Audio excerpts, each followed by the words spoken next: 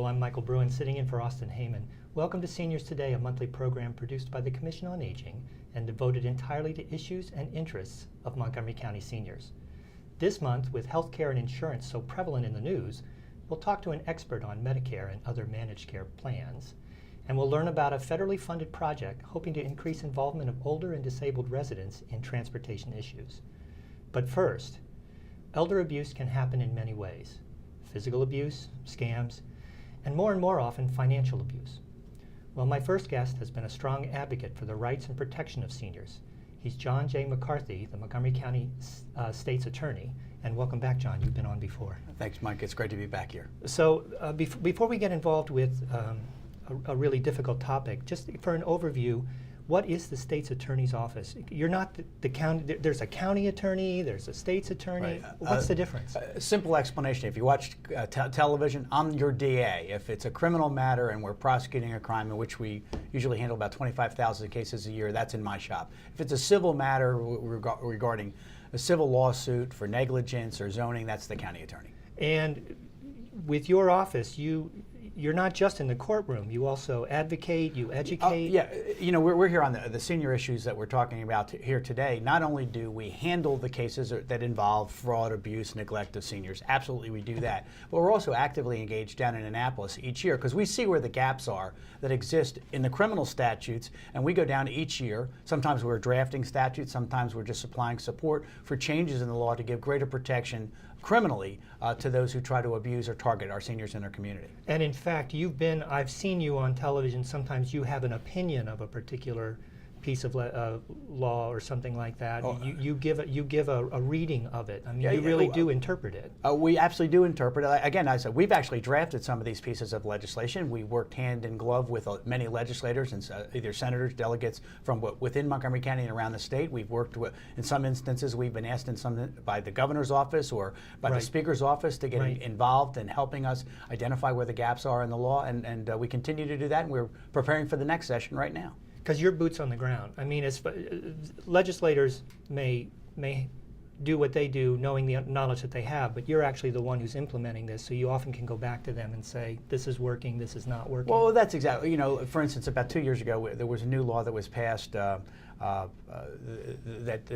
created a law that indicated that contracts entered into by seniors over the age of 68 got some additional scrutiny because we realized and identified that there were people that were taking advantage of, in some instances, seniors who were of diminished capacity and getting them involved in financial scams or contracts that were very much to their detriment when they really didn't understand the document. So we went back down to Annapolis, and we've kind of modeled it after a law we saw in Florida to make sure that we could go back, re-examine those things, and make sure that if somebody targets someone over the age of 68, specifically for financial vulnerability, we can go back, re-examine that, and potentially not only get them out of the contract civilly, but actually go after a person who's systematically trying to target seniors. Well, you've raised it now.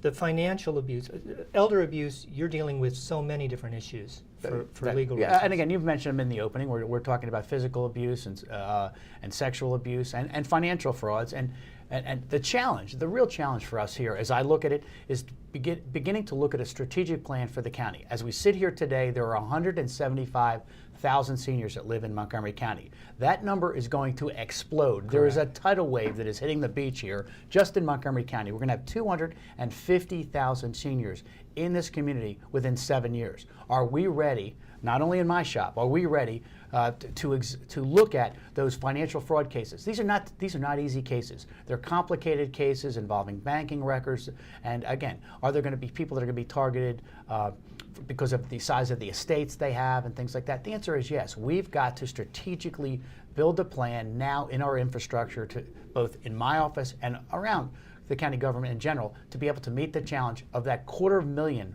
people that will live here over the age of 65. Well, can you give me some example? What if people are listening, because this show is not just necessarily for people over the age of 55. There are kids who are taking care of their parents or helping to take care of their parents. What are some examples? What should people be looking for? Well, when we go out publicly, we talk very often about the most common kinds of scams that we see here in Montgomery County. The grandparent letter from a traveling grandchild over in Europe that says, "Hey, I'm in trouble here. Can you wire me $2,000?" That letter's not from your grandchild. Or even a phone call. Now. Or even a phone call. It's a common scheme we're seeing over and over again. Someone soliciting money from you over the phone that's claiming that they're raising money for the local police. Guess what? We tax support our police. If somebody calls you here in Montgomery County and they're trying to raise money for the policeman's ball, it's a scam. Foreign lotteries, it's a scam. Bottom line is, if someone comes to you with an offer that sounds too good to be true, it's not true. It's a scam. We also have particularly seniors that are targeted by groups that are very active at this time of the year called woodchucks that literally travel up from the south to the east coast of the United States that will look for seniors to maybe rake your lawn or clean out your gutters for a price, and they will exorbitantly charge you for those particular services, and in some instances actually get a check for maybe $150, add a couple of zeros, and all of a sudden your $150 check is $1,500 or $15,000. Or they work in teams. I know a consumer protection will sometimes say one is distracting a senior, and the other one says, "Can I go use the restroom?" And they go into the house, and then they find things missing. Absolutely. Now, how do you go after these people? What is it that you do? Well, one of the things that there are two things. First of all, public education is the most important thing. We think because of the strategies that are being used, and some of them are common, and we know them, and they come repeatedly. We have to get out to talk to senior groups, and I do that every day. I was out yesterday with a senior group. I'm out nearly every day talking to some group of seniors in our community. Education is our most powerful tool to tell people what it is they need to avoid. The other thing is, if a case occurs, we have specially trained units. So we have a unit that does financial fraud against the elderly, and we have specially trained prosecutors to do that. We have a separate unit that is specially trained to handle physical abuse and neglect cases. So we have dedicated ourselves already to doing those cases and made sure that the people in place, if the cases come to our office, have those skills. Now, there are a couple of sad numbers here when it comes to seniors and crimes. If you're a victim, if you are a senior, and by virtue of senior, you're using 55, and that's one of the problems. The issue is, what's the definition of being a senior? Right. And not everybody always uses. But we're talking about maybe people in their 60s, 70s, 80s. Right. And when I said 250,000 a minute ago, I'm talking over the age of 65. So if we went down to 55, my number would even balloon up. But senior victims of crimes across the United States, only 4% report.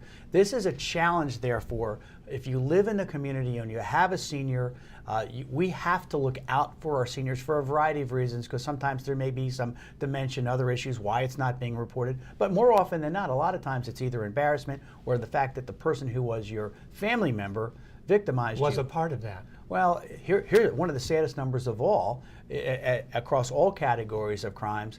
If you are a victim of a crime as a senior, it's far more likely that it's a family member than anyone else. It's about 55% nationally in all of these categories. So again, that's a barrier for us, in some instances, getting the matters reported to us originally. We have about a minute left, so I'm hearing from this conversation that you would really encourage people, if something bad has happened to you, report it. Don't be embarrassed. Don't be polite.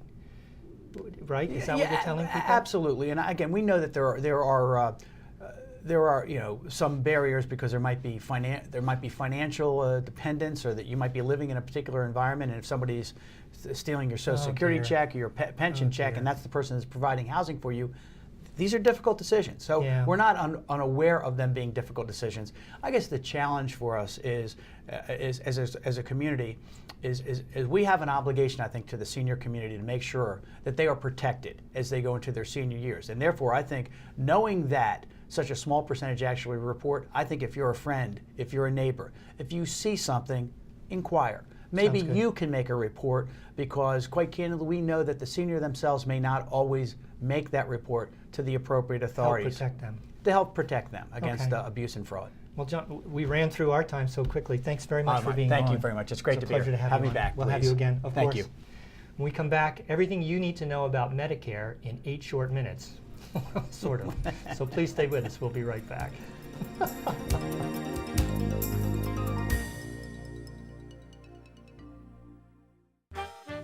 Did you know there are more than 10,000 county government phone numbers?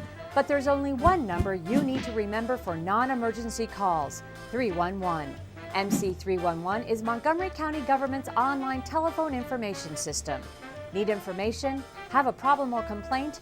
Trying to locate a county government facility? Call 311. The call center is open Monday through Friday, 7 a.m. to 7 p.m. The website is available 24 hours a day, 7 days a week. If it wasn't for his doctor, he wouldn't be here. If it weren't for Montgomery County Fire and Rescue, he wouldn't be here. If it wasn't for the phone call, we wouldn't have been there. If I didn't call, I don't know where we would be. Montgomery County emergency responders are there when you need help at no cost to you. In an emergency, don't ever hesitate to call 911. If you live in Montgomery County, you will never get a bill or pay a dime. So if you have an emergency, call us. We're there for you.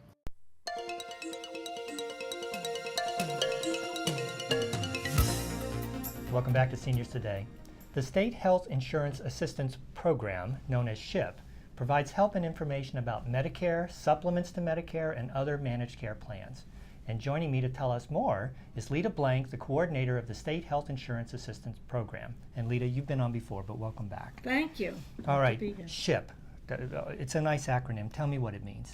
It's the program that's funded through the CMS, Centers for Medicare and Medicaid, through the Maryland Department of Aging, and in Montgomery County we are also supported to help people to understand the Medicare program, to navigate through benefits that they're entitled to, programs that exist. We do education for people turning 65 to make sure that they do it right the first time.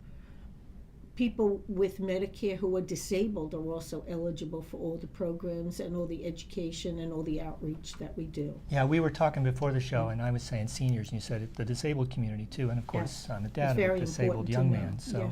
But what's the difference between Medicare and Medicaid? Medicare is the health program, the health insurance program, which encompasses medical, hospital, and prescription drugs. Medicaid is the financial aspect for people of low income. They could have both.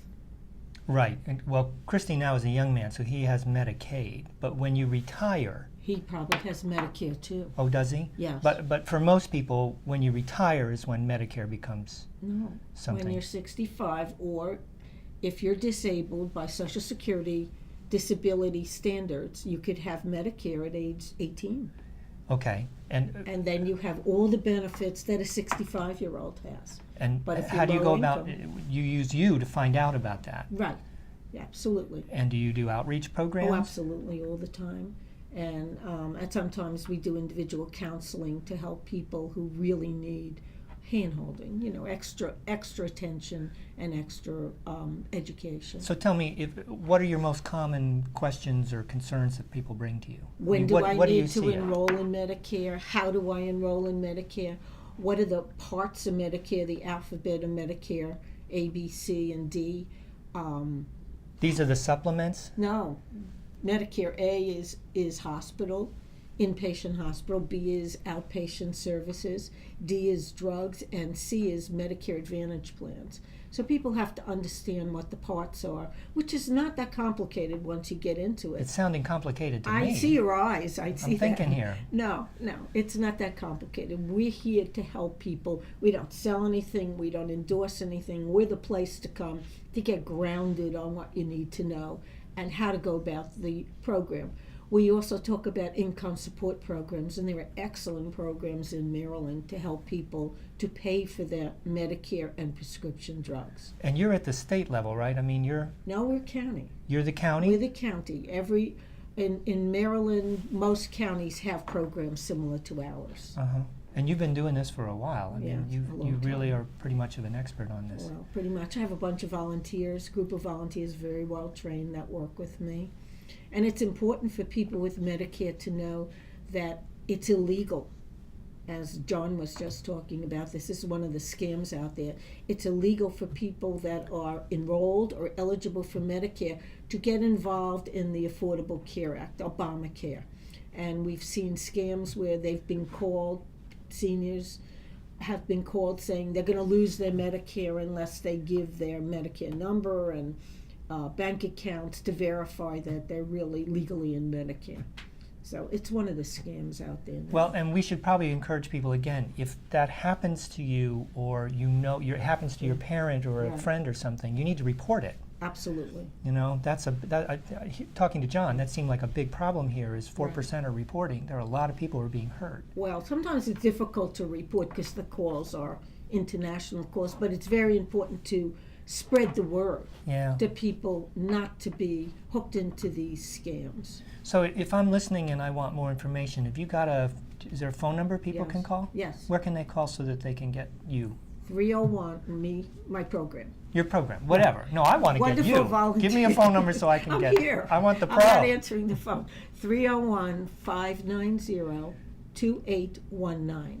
And you could leave a message day and night. We'll get back to you. Okay. We'll call you. If you want us to call you on a cell phone, don't call 3 times in a day, but, once a day. Yeah. So I know you're doing education beforehand. What is it that people, if my parent is getting to be that age or I'm getting to be that age, what should I be doing? Well, right now you have to look at your Medicare program, especially prescription drugs, because this is the enrollment time to evaluate and change your prescription drug So tell me what that program. is. That annually there's sort of a window of opportunity to make any changes? Yes. So it's in like prescription drugs and Medicare Advantage programs, and that went from October 15th through December 7th. But life doesn't stop then, because there are some people that are entering Medicare that still can make changes. There are other people, because they have financial assistance, can make changes. So it doesn't stop at December 7th. And We're what are here the- all the time. And when you say prescription, you got to make choices in prescription. What are the options? What choices am I making? There are 31 companies out there in Maryland. Oh, I see. And we help you find the best, least expensive company to deal with for a year. I tell people it's your date for the year. Let's Well, look at what's true. out there and see if there's something less. Don't stay with the same company year after year, because these are run by insurance companies, and frankly, they're in business to make money. Right. So people have to be very savvy about the drugs they take, the dosage, the quantity, and go with the company that's going to best satisfy their needs to get their prescription drugs at the best cost. And I agree. I mean, my prescriptions could change over a year, and that might be Absolutely. another reason at looking And at the companies change. Well, do they get something in the mail? Well, How do we remind people that they need to do this? Do they get something in the mail? usually there's a lot of publicity out there, but this is Well, a that's year why that you're we're here. focusing on Affordable Care Act, and but we go out there. I've been out there trying to encourage people to look at it. We'll do it for them. The SHIP program will do the evaluation for people. We have a form they fill out, tell us what drugs they take, dosage, quantity, what they had this year, and we'll compare it to see if they should stay where they are or maybe make a change. Well, we're out of time, so can you give your phone number Yes. again? I mean, people, can be complicated. I'm just telling Absolutely. you, listening to I it. hear you. Give me the phone number again. 301-590-2819. Oh, Leta, it's great to have you on. Thank We you. need to do this every year, I Good. think. We probably should. Yeah, we great. probably should. Yeah, well, you're good. Thank you. When we come back, we'll conclude today's show with a discussion of one of the most important issues and challenges for us as we age. It's transportation. So please stay with us. We'll be right back.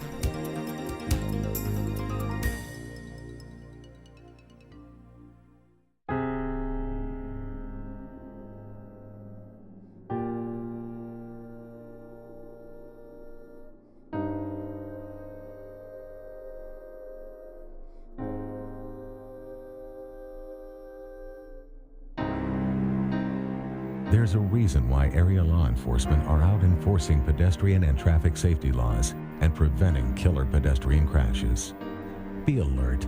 Be street smart. Are you sure they can recycle us, Clamshell? Hey, Dome, we're on a new recycling postcard. I can't wait to make a new start. Maybe I'll be a red carpet at a big premiere. And I'll get to paint the White House. Shh, here he comes. Now you can recycle more plastics in Montgomery County, including #1 PET plastics such as clamshells, deli containers, trays, lids, domes, and cups. We're in! For more information on recycling, contact the Montgomery County, Maryland Division of Solid Waste Services at 311. The wait is over. Recycle more plastics today.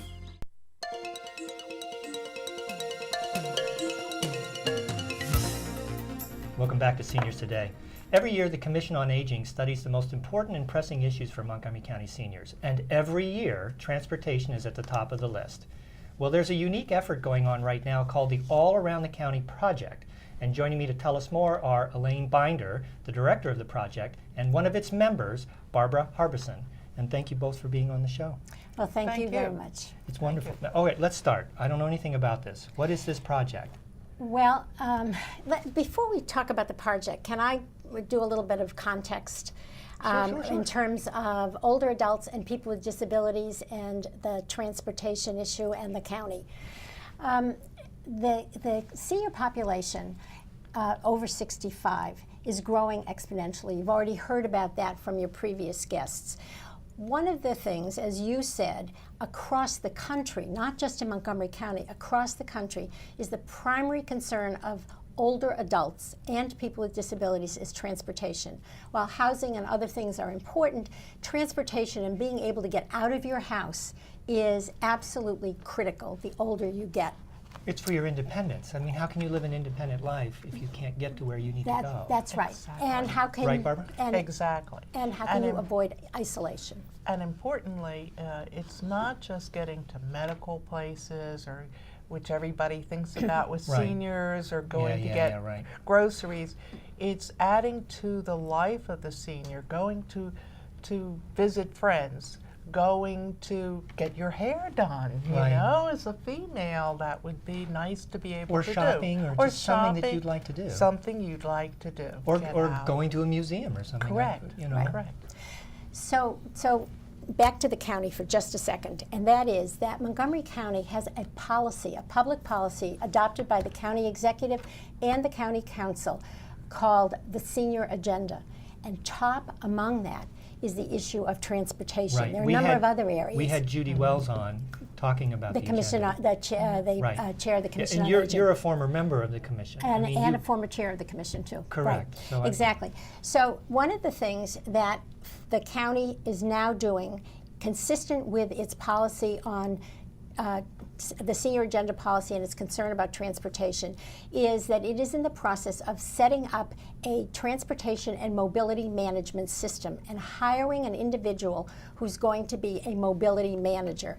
And the person's job is to help coordinate transportation options for seniors and people with disabilities.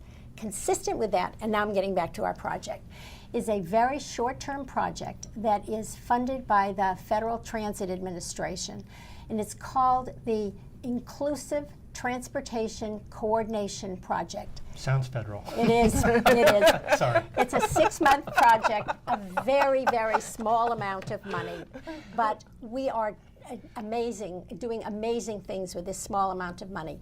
The goal of the project is to really increase the number of older adults and people with disabilities who are involved in the project in setting their in determining their needs and making recommendations to the county for changes in the transportation. I see. And you're a member of this advisory board, I'm a Barbara? member of the advisory board, and the advisory board consists of lots of seniors who use various forms of transportation, and those people who are involved with seniors. And as the advisory board, we're advising Elaine on, just what types of questions. We conducted 2 focus groups that were small, about a dozen people or so, to address, give us their suggestions. You're talking about people who are really, the ones who would use whatever we're doing. They were seniors, right. How do you get around the county? What do you use when you get around the county? What are your challenges? What programs do you know about in Right. that the county offers? Right. And most importantly, are they serving your needs? What other needs or what concerns do you have with transportation? One of the things that we did with this project, excuse me for interrupting you for a minute, I just wanted to let people know that in this particular project, because it's short term and because we had very little money, we focused our attention on 2 areas, and that is Gaithersburg and Germantown. And so our focus groups, we had one in Gaithersburg and one in Germantown. One of the things that we're concerned about is what happens up county. Right. And we're realizing that it's not just Gaithersburg and Germantown, but it's Damascus and Durwood and other areas there that have very limited transportation. And they're more spread out. And they're more Yes. spread out. You know, so We it's even more critical. One of the other Right. projects or the activities of this this project was a survey. We did a survey online, an electronic survey, but we also distributed paper versions of the survey because we know that many older adults do not have access to the technology, and therefore they would be more comfortable filling out a paper version. We received over 424 responses to the survey. good. That's both electronic and paper. Plus, People don't understand that there's usually a very small percentage that return. That's right. So and if this you're is, getting 420, this is amazing. It's That's absolutely great. amazing. It's amazing. Plus, the Chinese American Senior Services Association translated the survey into Chinese, and very they good. gave us 200 copies. So that's additional. So we really had 624 responses to our survey. In addition, we held a community meeting in which we talked about, we engaged the people who came to this community meeting in a dialogue about some of the issues that Barb just talked about. One of the key things is, do you know about the transportation options? So maybe you want to talk a little bit about that. Yeah, it's amazing how many seniors don't know all of the options they can use to get around the county. Most of them, in fact, the majority of people know Metro Access. right, exactly. Most people know that. Very few people know anything about Connect a Ride or the Senior Connection. It was really a surprise to me that only 4% know that Maryland has an escorted transportation service. Only 4% of the seniors that we talk to We know only about have a it. minute, so if people want more information, they're not going to be able to get it just with this interview. Is there someplace they can call? Yes, Connect a Ride is a project that is funded by Montgomery County, and what they do is they will help an older adult or person with disabilities figure out what kind of transportation needs they have. Oh, that's great. So it's a one-stop shop. And what's that number? 301-738-3252. And if you call Connect a Ride, they actually can tell the person who's on the phone what their options are What and options help them might be. fill out forms and things of that nature. So they really are a very, very important organization, and they're under the aegis of the Jewish Council for the Aging. But they're available to everyone in the county. Well, we're out of time, but I can hear that this is such a critical issue, and I hope that this project is very successful because you'll be advising the county executive and the county. Absolutely. We'll be sending recommendations into the county executive at the end of November. Yes. Well, Elaine and Barb, thanks very much for coming in. Thank you. And thank you guys for watching. Don't forget that you can access a great deal of information about county services for seniors by going to the Montgomery County Senior website at www.montgomerycountymd.gov/seniors or call the Senior Resource Line at 240-777-3000. Also, we have an email address that you can use to send us comments or suggestions for future topics on our show. It's seniorstoday@montgomerycountymd.gov. And as always, thank you for watching Seniors Today.